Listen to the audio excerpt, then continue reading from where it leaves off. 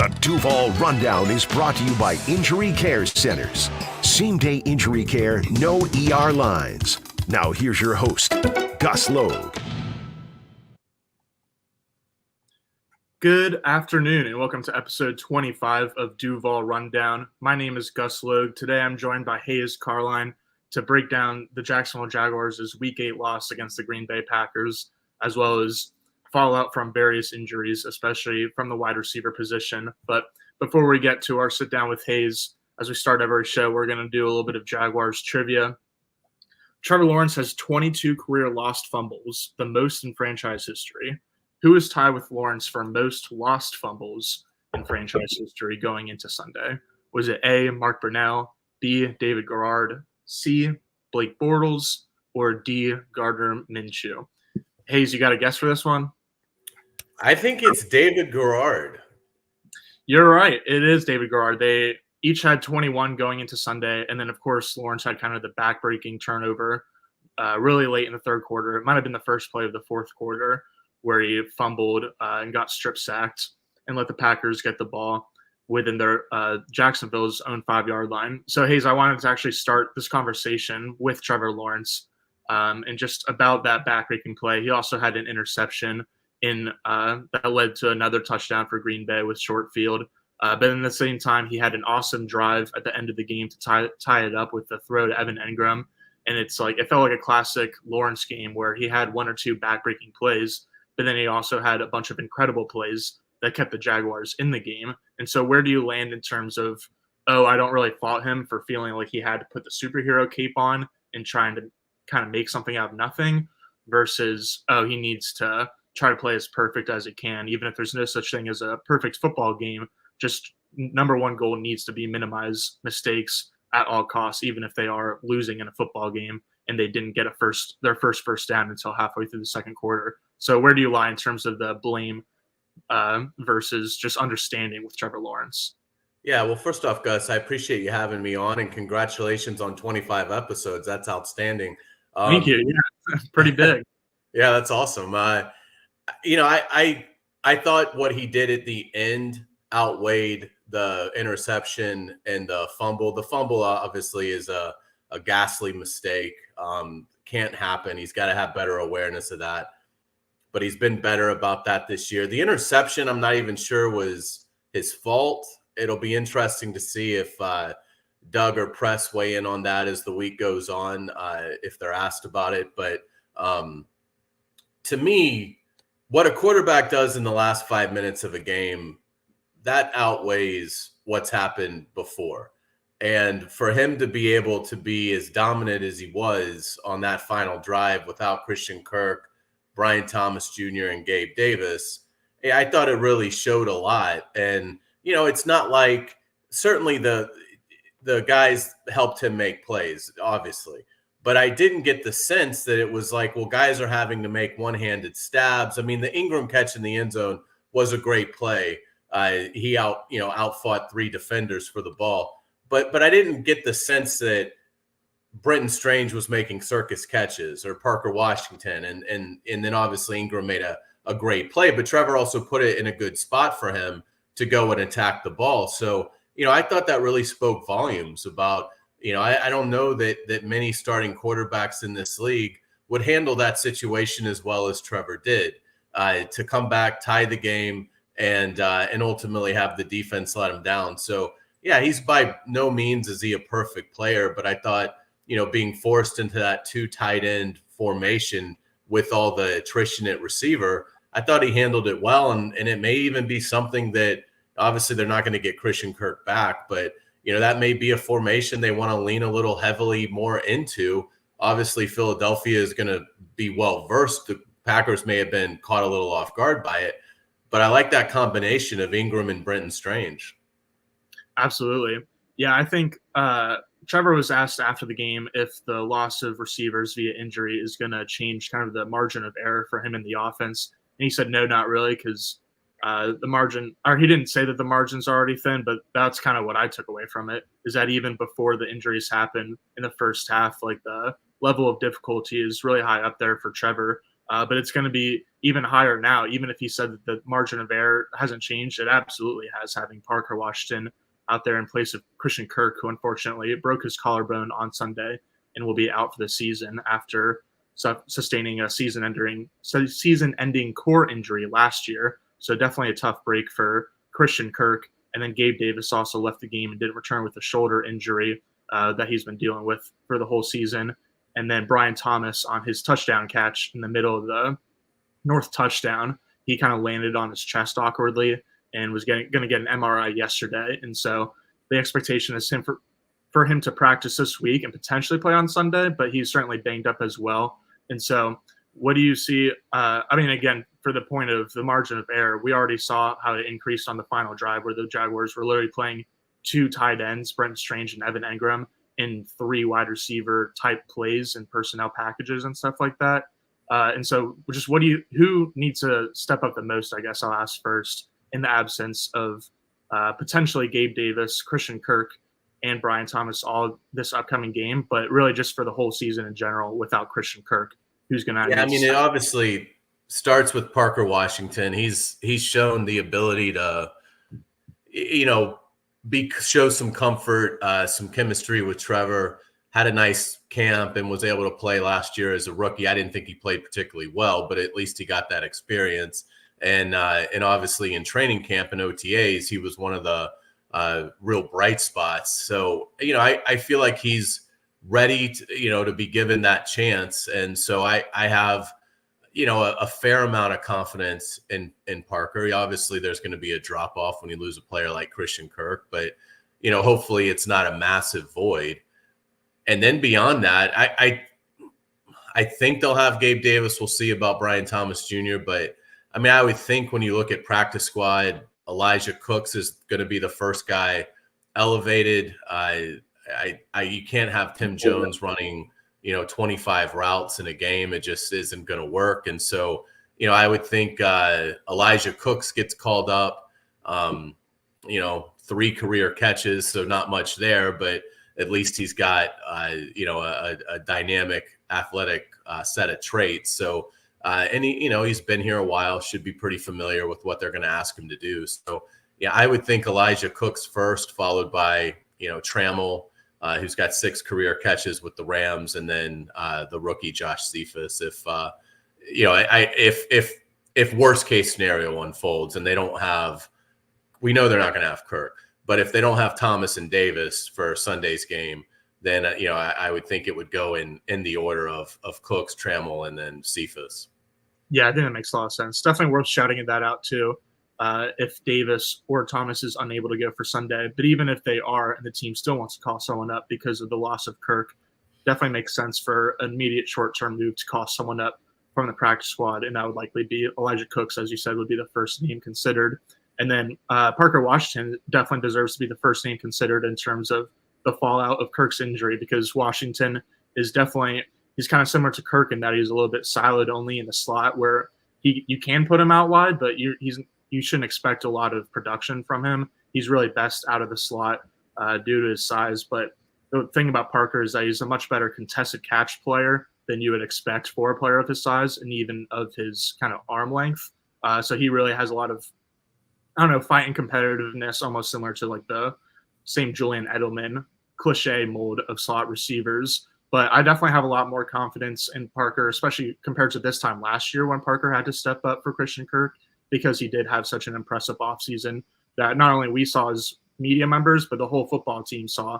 And it was really cool seeing like the sounds of the game and other videos that the Jaguars video production put up after the Week 7 win against the Patriots, when Parker Washington had the first ever punt return or first ever special teams touchdown in London Games history in the NFL. And it seemed like everyone on the team was really happy for him, but no one was surprised. Like everyone knew that he had been making a lot of plays behind the scenes and putting in a lot of work behind the scenes. And so I think everyone on the team has the expectation that Parker can kind of step in pretty seamlessly for Kirk's role.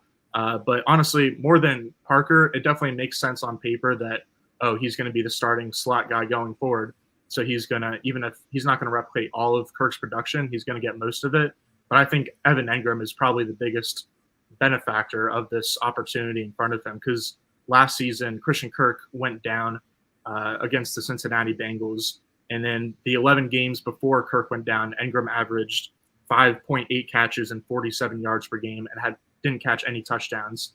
And then after Kirk went down, Ingram averaged 8.3 catches and 73 yards per game, and he caught 4 touchdowns in 6 games. So his average went up by 2.5 catches per game and about 25 yards per game.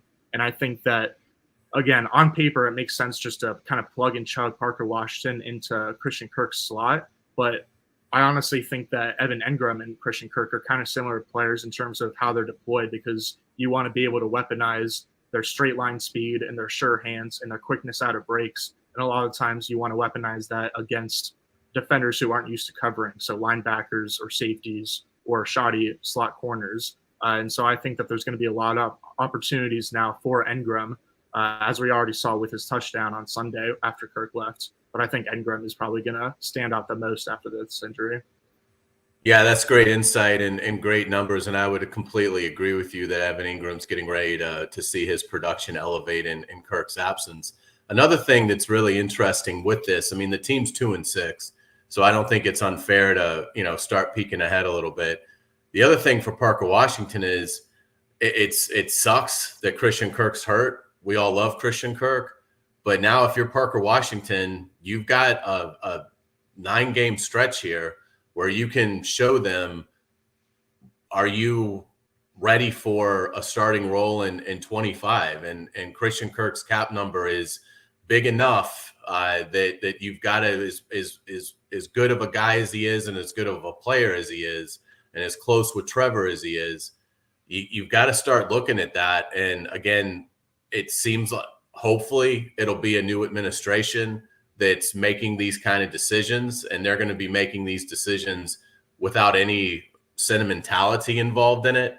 And so for Parker Washington, if he can prove that he can play that role well, then the new GM, which I have to assume there's going to be one, is going to have an interesting choice there. And we'll have plenty of film, assuming Washington stays healthy, to evaluate, is this somebody that can step in at a much lower price than Christian Kirk? So, something to see. Hopefully Christian Kirk is a Jaguar next year. But look, we understand the economics of this league, and his cap number is very high. I think it's like $27 million. They can save, I think, like roughly $13 million in releasing him. So a 2025 storyline opens up with this injury. And that's, can Parker Washington, if asked, can he fill in at a good enough level that you want to move that money elsewhere and let Christian Kirk move on to his next spot? Yeah, Parker's absolutely going to be playing for a job for the rest of this season. Obviously, he already has a job with the Jaguars, but I mean a starting job moving forward for not just the rest of the season, but in 2025 and beyond. I also wanted to mention Tim Jones, you already mentioned, and Luke Farrell while we're here, just because I think that the Jaguars are probably likely to increase their usage of 2 or 3 tight end sets and personnel packages, just because, again, even if Parker Washington can do maybe 90% or 80% of what Christian Kirk can do, you're not necessarily going to just slot him in and just continue game plans as if like nothing changed. I think there's going to be more heavy packages for the Jaguars, and they're going to try to emphasize even more getting under center, getting Tank Bigsby going. Luke Farrell has played about 40% of snaps, offensive snaps throughout the season, but he only has a handful of catches. And obviously, Brenton Strange has kind of taken the tight end 2 role from him this year, even though Strange was tight end 3 last year. But I think all 3 of those guys are going to need to have an impact going forward, especially in the running game, to be able to, just not have to rely on Trevor Lawrence each game, but then also in the passing game to be able to kind of set up bootlegs and play action and stuff like that. And so are there any like other schematic twists or any other differences that you think you could see come in Hays with the absence of Christian Kirk for the remainder of the season? No, I agree with you. I think you're going to see more double tight end looks, and I think you should. Look, I think Brenton Strange has proven himself. I mean, he played well when Ingram was out.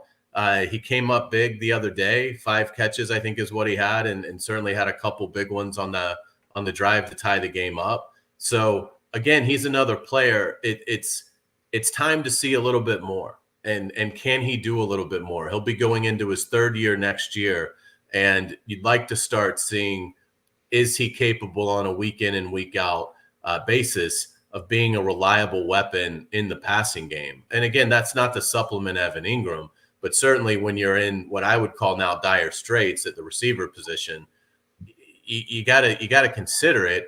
It also might simplify some things for Trevor. To your point, it helps you in the run game because obviously you're just bigger. Now Philadelphia will respond with that, and obviously they'll play with more linebackers on the field and play more base. But still, why not try and do something that your quarterback looks, at least on a very clutch series on Sunday, look very comfortable doing it. And it appears like you got a young player in Brenton Strange that might be ready for a little bit bigger of a role, even with Evan Ingram there. So I'd like to see it. I think it makes a lot of sense, particularly if your starting receivers on Sunday in Philadelphia are Gabe Davis, Parker Washington, and Elijah Cooks. I mean, to me, now hopefully ETN, maybe they get ETN back and they can do some things for him specifically in the passing game to help. But yeah, I would like to see that. I think it would help the ground game, and I think Brenton Strange has a chance to be pretty good.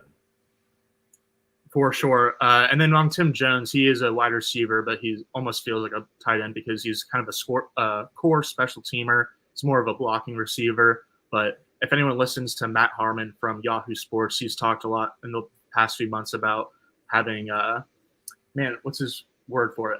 Kind of like a fake X receiver, but basically just a guy that will go out and run a bunch of decoy routes and do a bunch of dirty work for you, almost kind of like Matt Collins does right now for the Buffalo Bills. And so I think that I agree with you where hopefully Tim Jones won't be surpassing 25 snaps, but I think he can be kind of like that quote unquote fake X where he's running a lot of decoy routes and doing a lot of dirty work in the run game. And we've seen a decent amount of deep hookups between him and CJ Beathard in the past. And so I even think that he could have a little bit more of a receiving role than people might expect. But yeah, hopefully it doesn't come to that point. And so to wrap up the conversation, sort of, how do you see Jacksonville trying to attack the Eagles this Sunday in Vic Fangio's defense? Because they're really rounding into form under Fangio, who is coordinating their defense for the first time this year. They've got two top 50 rookies in Cooper DeJean and Quinion Mitchell, who are both playing really well. And it feels like the Jaguars are going to need to outscore the Eagles because I'm not really sure how you go about stopping Saquon Barkley and A.J. Brown. So again, how do you see Jacksonville possibly being able to match the Eagles' offensive production? I think they've got to just make it a street fight, which is, unfortunately, that's kind of Philly's strength. But I think at this point, you want to run the ball with Bigsby again. Hopefully you have ETN, but I think you'd want to shorten the game, try and establish a run, stay consistent with it, and limit it as best you can the number of times Trevor has to drop back. Because again, I'd be surprised. Well, obviously we know that he's not going to have Christian Kirk, and it seems like it's unlikely he'll have Brian Thomas just by the early vibes of it. So we'll see. I just think if that's the case, then you've got to really, I think, try and throw as many body blows against the Eagles as you can, who to your point, they have a strong defense. They're not getting a lot of takeaways. They're like the Jaguars. They don't take the ball away. I think they each have they've each only forced 4 this season, which is next to last in the league. Tennessee only has 3. So, that's something that might work in the Jaguars' favor a little bit. So hopefully they can be clean with the football. But yeah, I mean, to me, it would be a lot of Tank Bigsby. Again, hopefully you have ETN and he can, get 10 to 15 touches as well. And you can get out of there only attempting maybe 25 passes. All this goes out the window, though, as we know, if the Jaguar defense has no answer for Philadelphia, which I don't anticipate that they will. So, if the Jaguars get down early, all that goes out the window. And I do think that the Eagles have matchups galore that they're going to be able to take advantage of if they play a good game. Now, the Eagles may play poorly, but if they play their normal game with Saquon and Brown and Smith, and we'll see if they have Goddard and certainly the running ability of Jalen Hurts. I mean, I think the Jaguars they're either going to have to score 34 in this game, or they're going to have to really shorten possessions. And I think what they're going to look at is we've got to shorten the possessions in this game and hope that in the final 10 minutes we've got a chance to steal one on the road. Yeah, I totally agree with you. Fangio's defense, kind of their number one goal is to prevent explosive plays. And so you see a lot of 2 high safety structures out of them. And they usually bring one safety down late in order to help out with the run game. And they usually ask their defensive tackles to plug 1.5 gaps instead of 1 gaps. And so I think just generally speaking against Fangio's defense, he certainly is able to come up with a lot of different answers to different problems. But you probably want to establish the run and kind of just grind your way down the field. And so I think it makes a lot of sense. We're talking about the possibility of using multiple tight end sets in this game and going forward without Christian Kirk. And so I think you'll definitely see that this week. Because again, I agree with you, where the Jags are going to need to try to turn it into a dogfight, or even if that's something that Philly usually excels at, feels like that is the path to victory for Jacksonville this week. So Hays, thank you so much for coming on. That's Hays Carlyon, everyone. You can catch him on the Frangie Show. He's co-host there from 4 to 6 p.m. Is it 4 to 6 or is it 2 to 4? Yeah, it's 4 to 6 on Thursdays. We're 2 to 4 because of the Doug Peterson show. But yeah, usually 4 to 6. And Gus, once again, congratulations on getting this going. It's fantastic. I always enjoy it. I'm here anytime you need me. And congratulations on your first 25 episodes. Appreciate that so much, Hays. Well, thank you for being our, I guess other than Mia, our first repeat guest. That means all right. There you go. Hopefully we'll have you back on at some point in the future. But yeah, until next time, thanks again, Hays. We'll catch you next time. Sure thing, Gus. Take care. All right. It's time for a quick – I can never find these things, these ad breaks. There's a lot of them for some reason. But we're going to take a quick ad break before we get to top 5 quotes segment. Thanks for listening to the Duval Rundown, brought to you by Injury Care Centers. Same day injury care, no ER lines. Alrighty, this first quote is from Doug Peterson after the game, talking to Bucky Brooks following Jacksonville's 30-27 loss to the Green Bay Packers in Week 8. All these videos are from Jaguars YouTube.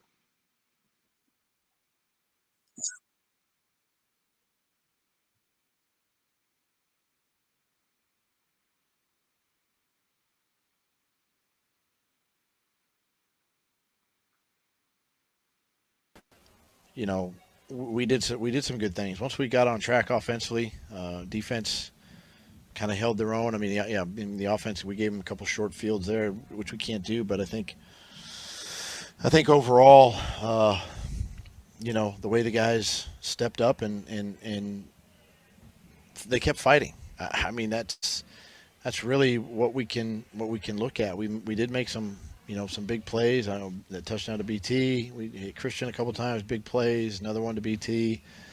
You know, Parker. I mean, Evan in the end zone. I mean, there's enough good that we can build on. It's just the little dumb mistakes that we're making that's holding us back. Just thought that one was interesting because you can hear Doug kind of pausing before saying dumb. Not that dumb is that bad of a word, I guess, depending on how strict your parents were. But I don't know. It's still not an alarm bell type of thing to say, oh, the head coach called his players dumb. That's obviously not what's happening. But it's just you can hear the frustration in his voice is what I'm trying to say. That each and every week it's a couple too many missed tackles, or a couple too many blown blocks, or a couple too many dropped passes, or a couple too many pre-snap penalties, a couple too many poor decisions, et cetera, et cetera. And so he's understandably fed up. This next one is Trevor Lawrence talking after the game. Oh, sorry, here we go. They did a few things a little different. I think that's every game, though. There's going to be a plan for their defensive plan for us and what we do and what they see on tape. You know, they have a plan just as we have a plan to play them. So there's always a couple things, but it wasn't anything crazy. We just didn't execute. And I missed a couple throws on third down throughout the game. There were some other ones where it just felt like the details weren't good enough, whether that's being on the same page in the perimeter or whatever. It just seemed like some of the details we were lacking a little bit early, and some of the third downs. They made some good plays too, but we got to be able to convert some of those third downs. I think we had 2 or 3 and outs in a row to start the game and put our defense in a tough spot, and they were playing great. So yeah, we gotta be better on third down. We've been better the last few weeks going into this game, and we weren't good today. Here's Foye Oluokun. First quarter don't mean that you're going to win all the way through the game. Back when I was a child, I think, I saw the Rams win the whole Super Bowl, lost to Tom Brady. So you got to win first, second, third, fourth, all the way through. Good team's going to win critical downs. That critical down could come in the second quarter. It's big plays in complementary football that we got to continue to improve on and continue to learn how to play, and that's when the wins will start rolling. But we got all the talent. I know you guys are tired of hearing it, but we're right there. We just got to execute when execution matters the most. So Trevor and Foye both said that they got to execute. Players need to execute. And so Peterson has said a lot of times throughout the season that players need to execute. And I don't think that's necessarily, I do personally think that Doug should probably take responsibility himself, even if it is the players' fault when the Jags lose games.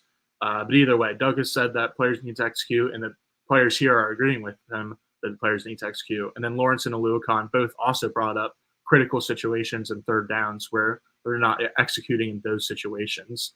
And so, yeah, even if they're all in agreement that the players need to perform better when it comes down to it, my take is still that ultimately Jacksonville's 2-6 start to the season does come down to the coaching staff for not putting their players in better positions to succeed, because it's not like they're not trying to or they're doing a horrific job, but it's just not good enough. And I think that obviously player execution you can say isn't good enough either, but if it's kind of like a chicken and the egg thing, and I'm leaning more towards Jacksonville's coaches not putting their players in good enough positions to succeed rather than the players just continuing to let down the coaches and it being more of a one-way street that way.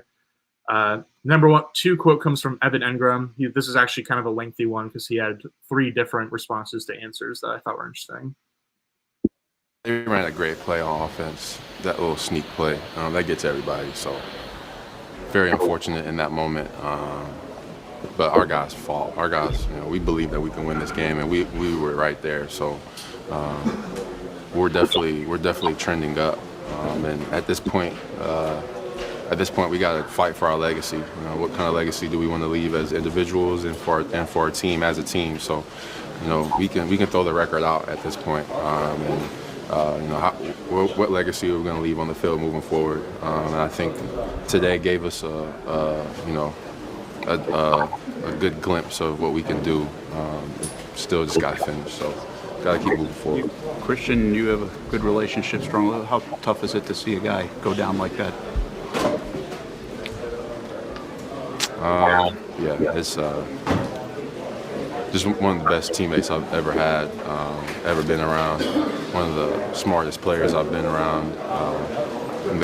One of the greatest, best leaders I've been around. And you saw him cut up today too. He was rolling, he was getting going, and it's just a very unfortunate event. God doesn't make mistakes. There's a plan. His will is better than any of ours can imagine. So he'll be just fine. You're not saying the season's over, right? But you're saying the rest of it has to be about personal pride and personal responsibility. Hell no, the season's not over. You know what happened here. We were in a way worse spot later in the season. So I think today we were that today. Everybody was playing their asses off, leaving a legacy for themselves and for our team, and that brought us down to the wire against a really good team. So I'm saying that just we got to continue to do that and continue to build on that. And if we have that outlook, we're going to get the best out of our guys for sure. So firstly, I thought it was interesting just hearing Engram's thoughts on Christian Kirk, but also the first and third part of that clip goes in hand with the first clip that I showed of Doug Peterson talking to Bucky Brooks after the game, just because they're both saying that the team battled to the end and they're still fighting each week. And there's definitely a concern about effort or players quitting a couple of weeks ago in London, but I don't think that should be. There's plenty of concerns people should have about the Jaguars, but I don't think that effort should be one of them right now. So it was kind of funny hearing Ingram say that the team is trending up despite them being 2-6 and having less than a 10% chance of making the playoffs and losing some guys to injuries. Number one quote comes from Doug Peterson talking to media on Monday.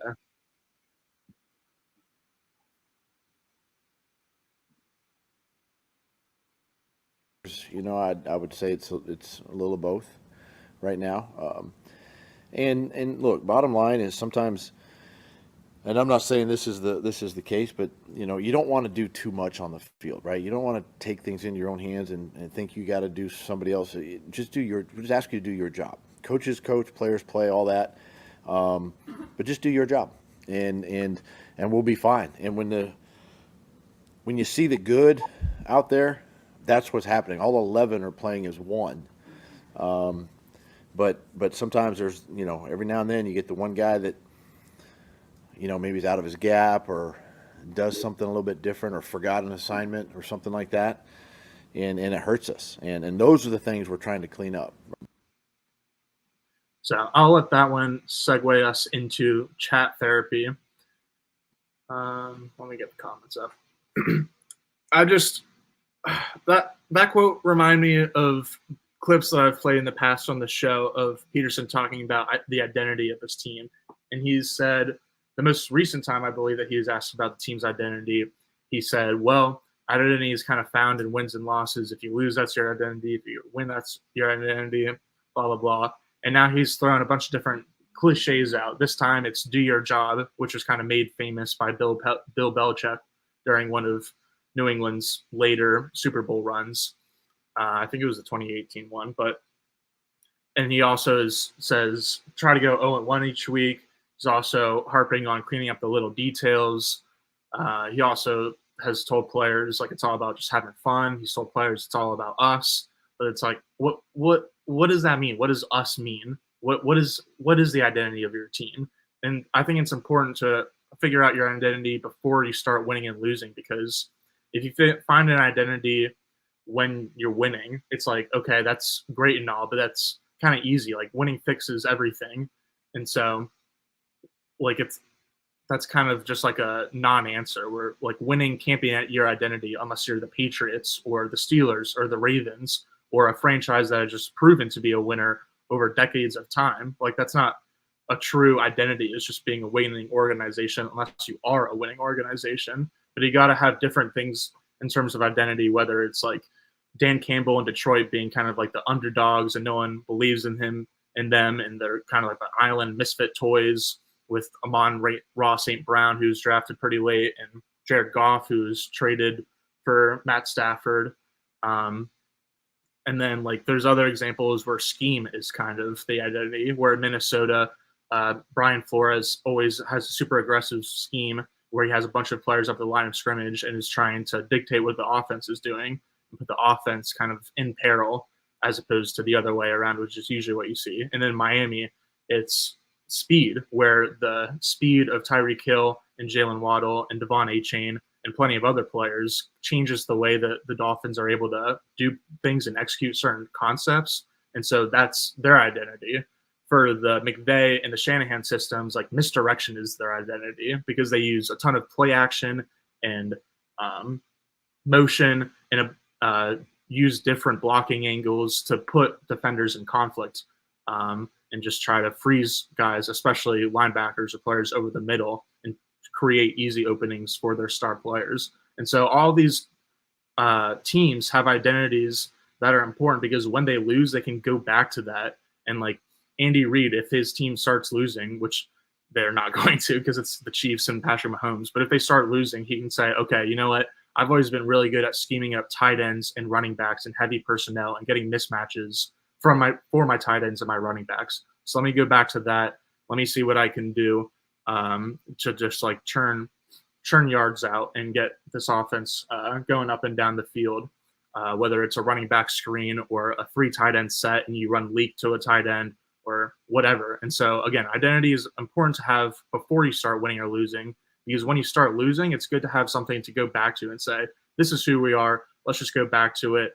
And that'll help us get out of this funk. But the Jaguars don't really have that. They're just saying, oh, I don't know if it's players or coaches, but like we need to execute better. We need to mitigate turnovers and mitigate mistakes and this and that. And it's like just a whole bunch of things. And so they don't really have anything to go back to other than like Doug saying, "Oh, I don't know. We just have to show them the mistakes and tell them that they got to do better." And so, yeah, I think that's going to be really important for the next head coach of the Jaguars to have an identity and have something that they can kind of hang their hat on. Because for Doug, it was probably like RPO schemes and kind of like his Andy Reid playbook from the Eagles in 2017 and that era, but he just hasn't really adapted it enough. There's been some changes, but like I feel like the biggest changes are more of terminology than anything. And so, yeah, it's like, what's your identity? Just figure it out. So that's my little rant. Let me see if there's any good comments before I go make a bagel. Matt Jones said on YouTube, up tempo. What is that? Up tempo, no huddle offense the entire game is key for the Jaguars. I said on the post-game show on Sunday that I think it's fair for people to see Jacksonville having so much success when they do no huddle up offense or when they do kind of quicker offenses, getting up to the line quicker, not letting the defense sub in different personnel, stuff like that. The Jaguars have had more success. So it definitely makes sense and is fair to say, oh, they need to be doing up-tempo more often. But it's kind of easier said than done. Like, you can't do it the entire game because when you're going up-tempo, you really only have a couple of different plays to choose from and that you're going to pick options from, as opposed to breaking a huddle between each play. You have the whole playbook to choose a play from. And so it's like, and it's usually like looks really good because in no huddle situations, usually the defense is just trying to prevent explosive plays. So you can kind of march up and down the field if you really know what you're doing and know what the defense is giving you.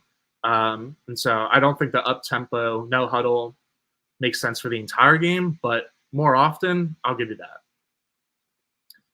Killer Tofu, nice name, said on YouTube, who busted that coverage on the Packers' long pass, Cisco and Jones?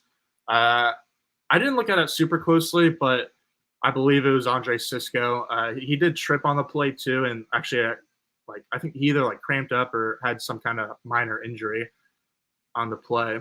But I think he'll be okay from it. And even without the injury, he was still going to get burnt. The Packers ran a leak play, which I was just talking about actually, where obviously since they were kind of establishing the run the whole time and were in the positive game script and they had a backup quarterback in, they were doing a lot of under center runs and letting Josh Jacobs kind of carry them to a win. And so they did a really nice job of doing play action, having Jaden Reed kind of cut across the formation and go through a bunch of traffic and then turn up field. And Cisco just, I don't know if he lost him in the traffic or if he just got burnt by the run fake or what happened, but it did seem like it was Andre Cisco on that one. Killer Tofu said, I absolutely love Evan Engram. He's such a good person and a great football player. Agreed. Yeah, he's a offensive captain for, I think, the first time in his career. And he was saying before the season started, or maybe in week one-ish, just how much that meant to him. And so, yeah, it's definitely very much well-deserved. And so hopefully he'll continue to ball out, especially in Christian Kirk's absence. Reedy asks, have we gotten an update on the BTJ injury? For anyone who missed it, yesterday was kind of a weird day for BTJ injury news because I think it was Jeremy Fowler who tweeted, was it Jeremy Fowler? I don't want to throw him under the bus. I think it might have been someone else, but there was an NFL insider who tweeted on Monday that Brian Thomas Jr. could be out for 2 to 4 weeks with a chest injury that he sustained on Sunday. But then Mike DiRocco and other Jaguars local beat reporters were talking to Brian in the locker room on Monday, and Brian said that it was fine and that he was going to try to get back to practice. And Doug then confirmed that in his Monday press conference that it's kind of just a matter of how much pain Thomas Jr. can tolerate, honestly, of whether he's going to play on Sunday. I think you can expect him to practice in limited fashion at some point this week, and they'll just see kind of how much he can handle. And so, yeah, the good news on Thomas Jr.'s injury is that I would assume he's going to miss one game at the most.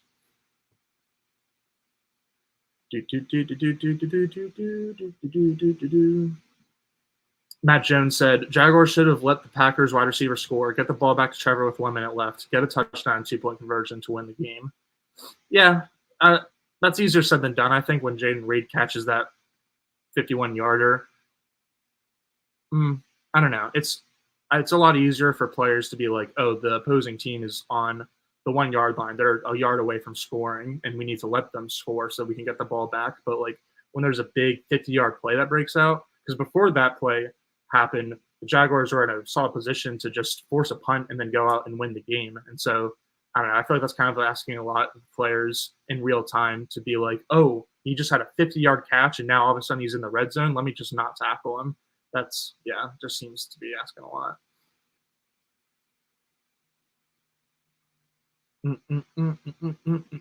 Robert Lamison asked, didn't Ryan Nielsen say they will play the player where they have the most success at? Then why does Eric Armstead keep playing edge instead of 3 technique?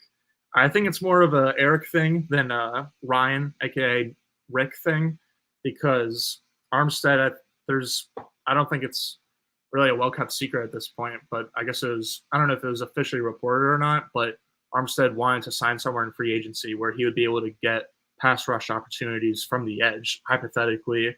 At first I thought it was just because he thought he'd be able to pick up more sack production from the edge, but Tommy McManus made a good point a couple shows ago that he's just he's in his 10th year. He spent 9 in San Francisco, so he's in his 10th NFL season. And he's just an NFL vet who doesn't feel like getting banged up on the interior anymore. And I was like, well, when you put it like that, that's fair and understandable. Even if you did pay him a lot of money, it's a brutal sport. And so I understand a player wanting to kind of help themselves out a little bit. But at the same time, now that it's been pretty much halfway through the season, we have not seen enough from Armstead on the edge for him to continue playing there. And so maybe he'll keep playing there for the rest of the season. But I think whoever is running Jacksonville's defense next year needs to say, all right, Eric, you had your chance last year in 2024, but you didn't really do anything. You're so much more effective and so much of a more valuable player for us if you're lining up on the inside. That's what we're going to be doing from now on. And I think it also makes sense that I know that Tony Baselli and Pete Prisco were talking on Jaguars Happy Hour on Monday about how the Jags kind of have 2 power rushers in Josh Hines Allen and Trayvon Walker, but they don't really have like a twitchy speed guy kind of in the mold of a Yannick Ngakoue, I guess. And so that makes even more sense where if the Jags already have 2 power ends and they have a defensive tackle playing as a defensive end, like they've got big bodies. I'm still a big fan of Devon Hamilton, even if he's not as flashy as he was before his 2023 back injury. But yeah, they need some juice on the outside of that pass rush. Reedy said, why did we fire Mike Caldwell? He was scapegoated. Could have told you that then. Matt Jones said, Kirk will be back for the playoffs. Collarbone heals in 2 months. I'm sorry, Matt. I don't know how to tell you this, but Jags aren't making the playoffs. Reedy said that too. We are not making the playoffs. Yeah, Matt Jones is saying if they go up-tempo the whole game, then they'll go on a 9-game win streak. So I think that's a good point for me to go make some lunch and get out of here. We'll do one more from Racious. Let me know if that's not the right way to pronounce it. Why do you think Gabe Davis has delivered so much less than advertised so far? We need him to step up in the absence of Kirk. How do I want to answer this? I don't think so. Like Ryan Nielsen, a lot of people are like, oh, Nielsen hasn't been as good as advertised. We were sold like a false bag of goods or whatever. What happened there? And I don't really think it's any fault of Nielsen's. I think it's just that maybe the Falcons defense has a little bit more talent than we gave them credit for last year, and the vice versa for the Jaguars' defense. So I still have faith in Nielsen, even if he hasn't really done a good job this year. He's only in his second year calling plays. But then with Gabe Davis, I think it's kind of a Gabe Davis issue where he's not as he was advertised, but I think he just wasn't as maybe in shape as the team was expecting when he got here.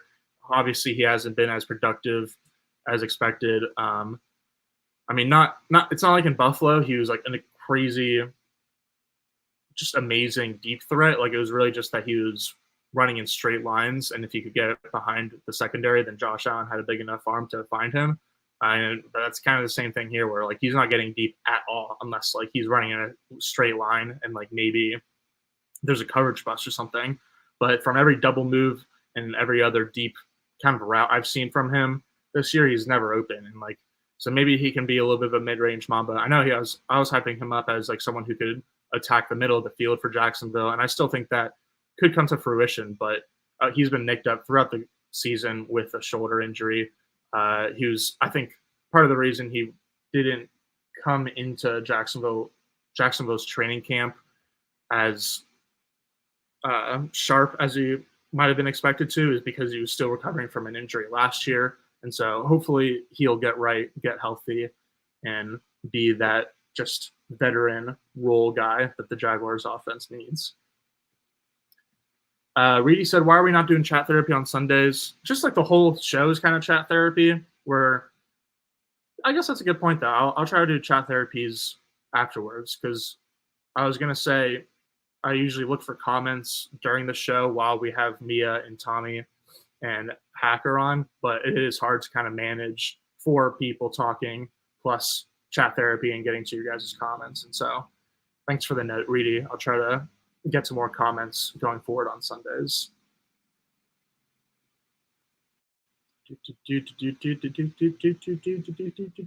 All right, that's it. I'm going to go eat my bagel. It's going to be in everything. It's going to have pimento cheese.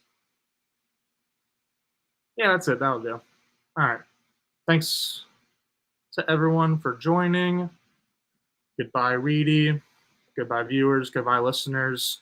Catch us next time at 9:04 a.m. on Thursday, where Mia O'Brien and I will be breaking down the Jacksonville Jaguars' Week 9 matchup in Philadelphia against Peterson's old team, the Birds. Have a good one, everyone.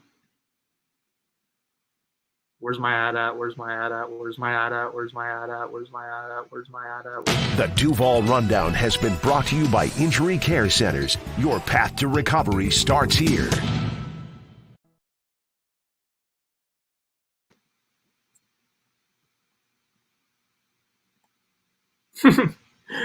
My internet isn't working, so now I can't end the stream right now.